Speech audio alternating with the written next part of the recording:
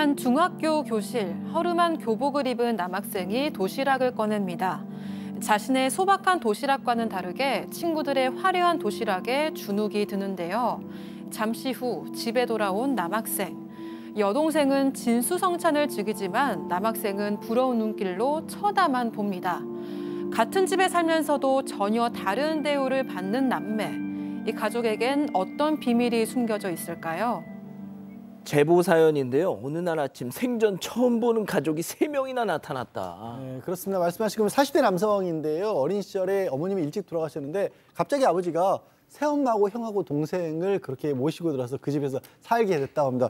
뭐 가족이 새로 생긴 셈인데 어쨌든 아버지가 사업이 굉장히 잘 나가고 있었대요. 근데 이 남성은 어린 시절에 늘 그냥 계속 가난했답니다. 뭐냐면 그냥 이웃 교복도 물려입게 하고 학교에서 내와야 될 공부하면 다 밀리게 만들었고 도시락은 밥, 김치, 콩자반 이런 거밖에 없었다는 거예요. 근데 아버지가 돈이 있는데도 왜 그랬냐라고 하니까 아버지는 엄마에게 말해 이런 상황을 그렇게 얘기를 했고 엄마한테 이제 새엄마죠. 새엄마한테 얘기하면 네 아빠가 돈 안 주네? 네 아빠라는 거예요. 그러니까 그냥 다 따로 이렇게 지금 구별을 했던 거고 문제는요.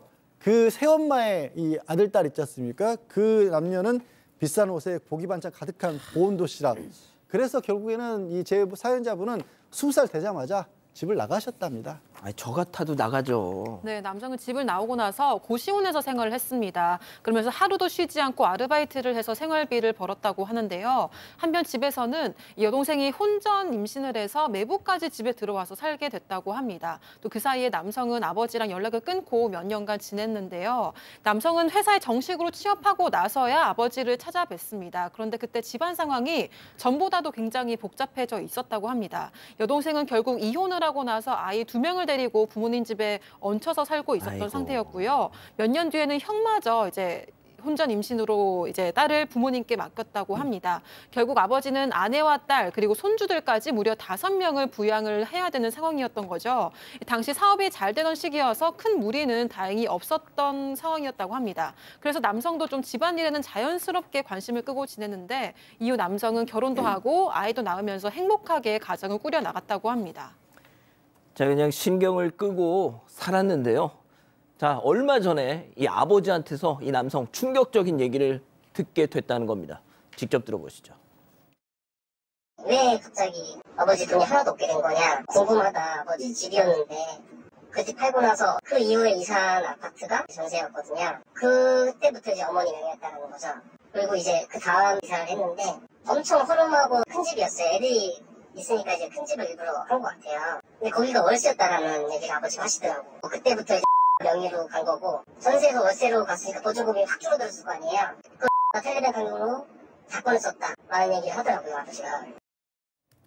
아, 박 변호사님 뭔가 느낌이 쎄한데요? 그렇죠. 아버지 고백에 따르면 20년 전에 암투병하면서 가세가 기울었는데 아마 고급 주택이 때 있었던 것 같아요. 그것을 팔 수밖에 없었다고 하는데 당시 계모가 이 집을 그 남편 명의로 하면 문제가 생길 수 있으니까 전셋집 명의를 자신의 이름으로 해달라고 요청을 했다고 하고요. 더 놀라운 게 있습니다. 또 이사 갈 때는 아버지 모르게 월세집을 옮기면서 그 명의 자체를 계모의 딸 여동생 명의로 바꿔버렸다고 합니다. 하하. 자, 그런데 이게 끝이 아닙니다, 교수님. 네, 이 아버지 말씀에 따르면 이 사업이 가세가 기울어진 건 맞지만 그렇다고 막 빚더미에 오를 만큼 그렇게 망한 건 아니었어요. 그런데 몸이 이제 안 좋아지시면서 모든 재산 관리 돈 관리를 딸에게 맡긴 겁니다. 그런데 딸에게 맡긴 후에 집이 자가에서 전세로 바뀌었다가 월세로 바뀌었잖아요. 명의자도 딸로 되어 있었고, 근데 전세로 갔다가 월세로 갔다가 하면서 보증금이 크게 줄었는데 그 돈이 어디가 있는지를 알 수가 없었다고 해요. 그래서 딸은 어떻게 된 거냐라고 물었더니 딸이 바로 무릎을 척 꿇더니 아버지 그 돈 제가 썼어요 라고 아이고. 이제 막 빌면서 얘기하면서 아버지 병원비도 들었고요. 아이들 교육비도 들었고요. 살다 보니까 계속 쓰게 됐다라고 이제 싹싹 빌었습니다. 딸이 눈물까지 흘리자 뭐 아버지는 어떻게 하겠어요. 그냥 그 일을 덮고 넘어갔다고 합니다. 자, 아버지 재산을 다 썼다는 이 딸.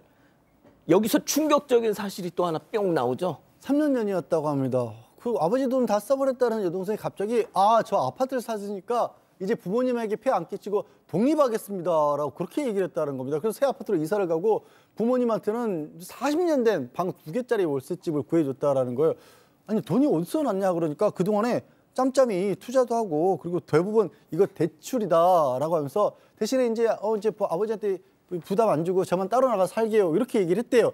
그리고 나서 황당한 얘기가 남아 있습니다. 결정적으로 이제 이 딸이 독립해서 이사를 가는 날 계모라는 사람이 아유 딸 이사 가니까 짐 옮기는 거 도와주고 오겠다 이렇게 갔답니다. 그리고 돌아오진 않았어요. 그러니까 결과는 어떻게 됐냐면 새로 지은 그 아파트가 15억이랍니다. 15억짜리 아파트에 저 계모하고 딸하고 그 가족들은 살고 아버지만 월세방에 혼자 남겨진 거예요. 세상에. 강제 별거를 당한 거예요. 아버지란 사람이. 자, 뿐만 아니라 더 황당한 제안까지 듣게 됐는데요. 이 계모 역할의 박상희 교수, 계모의 딸 역할의 백다희 아나운서, 그리고 이 아버지 역할의 박지훈 변호사, 이 세 사람이 별별 극장으로 이 내용 다시 준비해봤습니다. 만나보시죠. 여보, 내 말 좀 들어봐요. 좋은 생각이 있는데 우리가 이혼만 하면 당신한테 기초생활보장급여가 나온다네. 어때요? 이제 당신 일 안 해도 돼. 뭐라 카노? 이게 뭔 소리고? 내 사전에는 막 절대 이혼 이런 게 없다. 아빠, 무조건 엄마 말 들어. 나라에서 공짜로 돈 준다는데 이걸 왜 안 받겠다는 거야? 다혜야, 니도 이혼이고 뭐고 다 필요 없고 내 그냥 니하고 니 그 집에서 같이 살면 안 되겠나? 아유, 당신 쓸 방 없어. 나도 손주 돌보려고 같이 있는 거라니까. 아니, 당신 혼자 지내는 게 훨씬 좋지. 아빠, 얼마 말 좀 잘 생각해봐요. 이혼이라는 게 다 서류상으로 그런 거지. 그냥 지금처럼 사는 거야. 야, 이거 나 속이려고 하는 건데 나는 니들하고 내 골방이 더 좋으니 같이 살면 안 되나? 안 되나? 안 되나? 야, 자, 이거 그러니까 위장 이혼을 하자는 거죠? 네, 맞습니다. 위장 이혼을 하자고 얘기를 한 건데요.